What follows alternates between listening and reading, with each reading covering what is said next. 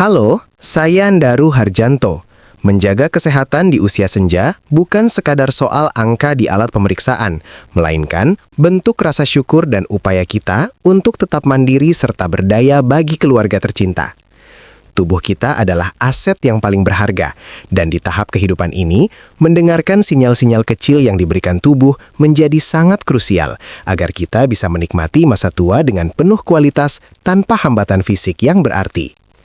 Banyak dari bapak dan ibu yang sering bercerita kepada saya bahwa mereka merasa bingung dan khawatir ketika merasakan pusing atau sensasi melayang. Padahal, saat dicek menggunakan alat tensi, hasilnya menunjukkan angka yang normal dan sehat. Kebingungan ini seringkali menimbulkan rasa cemas yang berlebihan. Maka dari itu, saya meminta Anda untuk menonton video ini sampai akhir, karena saya akan membedah secara tuntas apa yang sebenarnya terjadi di dalam tubuh Anda dan mengapa angka normal saja tidak cukup untuk menjelaskan rasa pusing tersebut. Informasi yang akan saya bagikan ini sangat penting agar Anda tidak lagi salah langkah dalam menangani keluhan pusing yang muncul tiba-tiba. Saya ingin memastikan setiap lansia memiliki pemahaman yang tepat mengenai sirkulasi darah dan keseimbangan tubuh, tanpa harus pusing dengan istilah medis yang rumit. Namun, sebelum kita masuk ke pembahasannya, saya ingin menyapa Anda semua terlebih dahulu. Bapak dan Ibu sedang menonton video ini dari kota mana saja? Kita perlu memahami satu kenyataan penting, bahwa angka yang muncul di alat tensi, seperti 120/80, bukanlah satu-satunya penentu bahwa kondisi sirkulasi darah kita sedang baik-baik saja. Alat tersebut memang memberikan gambaran tekanan di pembuluh darah. Namun, angka yang terlihat normal itu seringkali tidak menggambarkan apakah aliran darah sudah sampai ke bagian tertinggi tubuh kita, yaitu otak, dengan kekuatan yang cukup. Jadi, jangan langsung merasa tenang hanya karena melihat angka yang bagus. Jika pada saat yang sama, tubuh Anda justru memberikan sinyal lain seperti rasa pening atau pandangan yang mendadak kabur. Secara sederhana, bayangkan pembuluh darah kita seperti pipa air di rumah.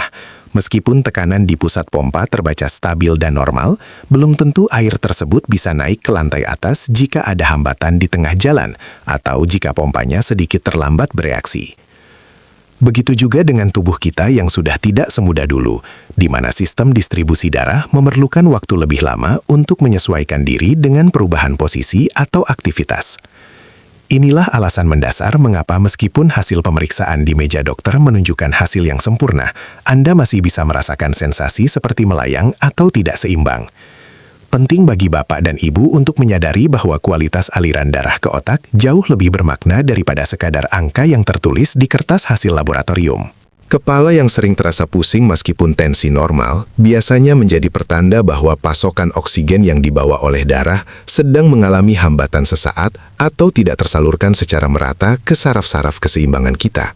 Memahami perbedaan antara tekanan darah dan kualitas aliran darah adalah kunci utama agar kita tidak lagi merasa bingung menghadapi keluhan yang sering dianggap misterius ini.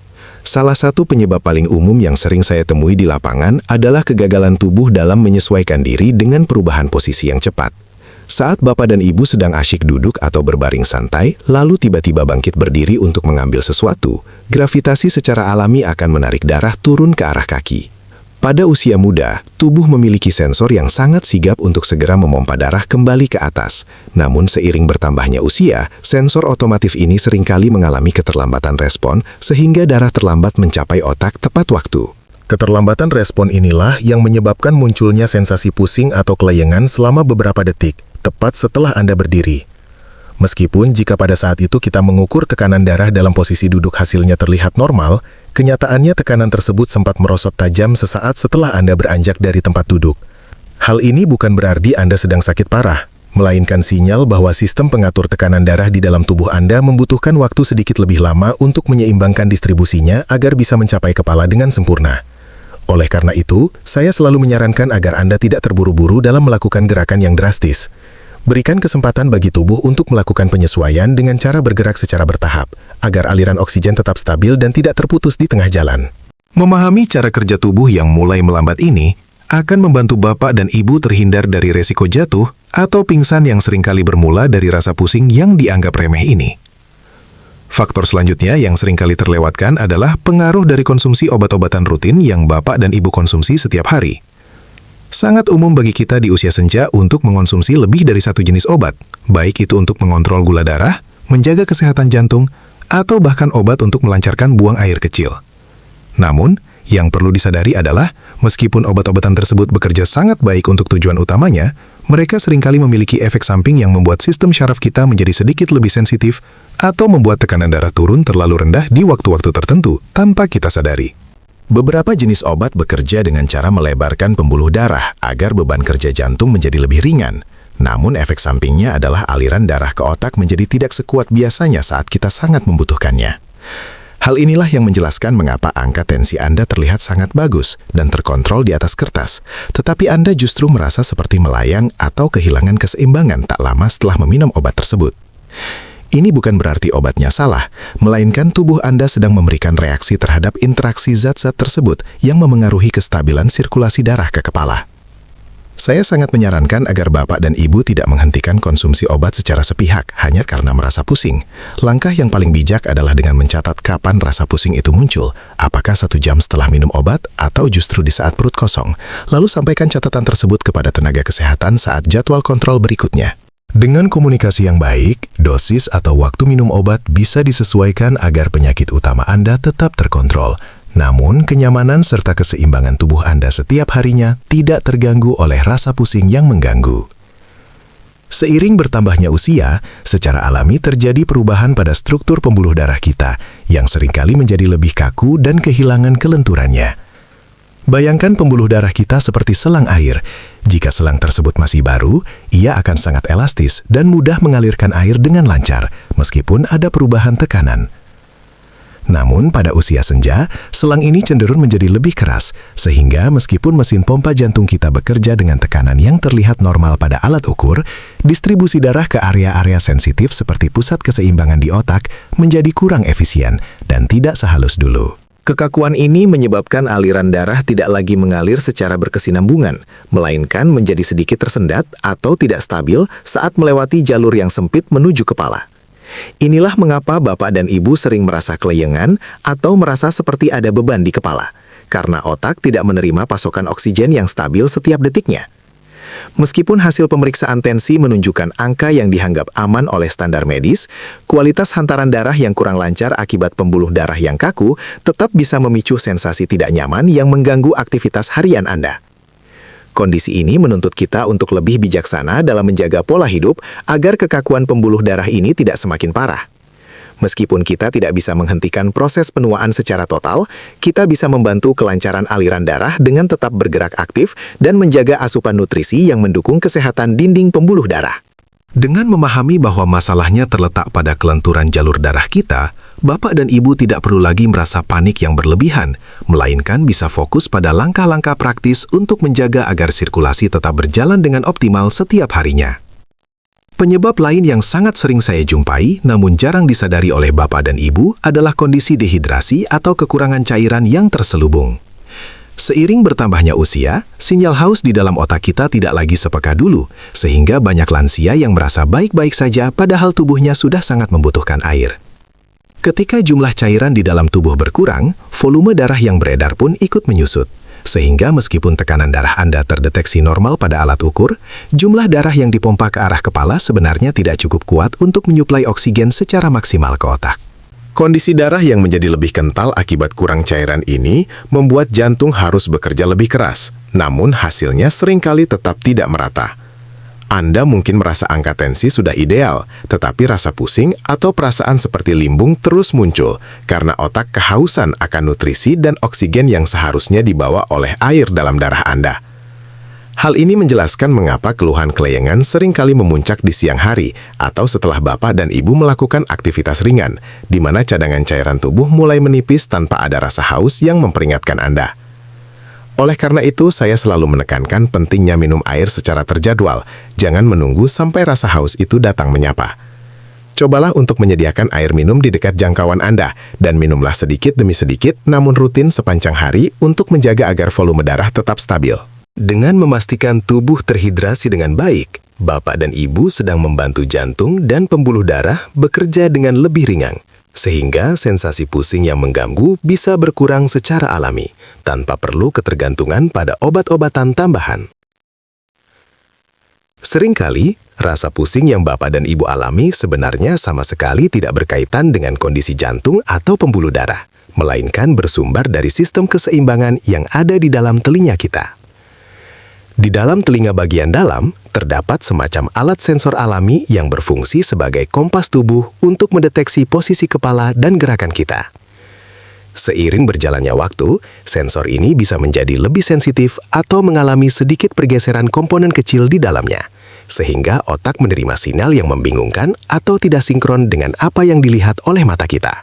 Kondisi inilah yang membuat Anda merasa seperti sedang berada di atas kapal yang bergoyang, atau merasa dunia di sekitar berputar, padahal Anda sedang berdiri diam, atau hanya sekadar menolehkan kepala.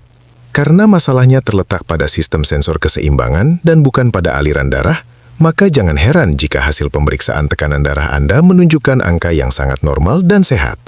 Otak kita ibarat sebuah komputer yang menerima data yang salah dari sensornya, sehingga ia menciptakan sensasi pusing sebagai bentuk peringatan bahwa ada ketidaksesuaian informasi antara mata, saraf, dan telinga dalam. Sangat penting bagi kita untuk bisa membedakan mana pusing karena lemas dan mana pusing karena kehilangan keseimbangan.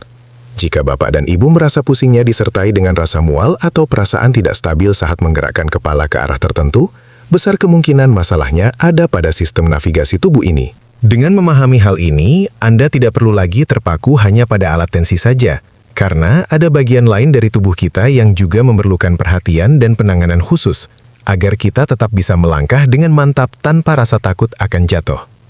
Setelah kita memahami berbagai penyebabnya, sekarang saya ingin membagikan satu teknik sederhana namun sangat efektif yang bisa Bapak dan Ibu praktikkan setiap hari untuk mencegah munculnya pusing mendadak. Kita akan menyebutnya sebagai teknik bangkit perlahan atau aturan 30 detik. Kunci utama dari teknik ini adalah memberikan waktu jeda bagi jantung dan pembuluh darah Anda untuk bangun dan bersiap memompa darah ke atas sebelum Anda benar-benar berdiri tegak.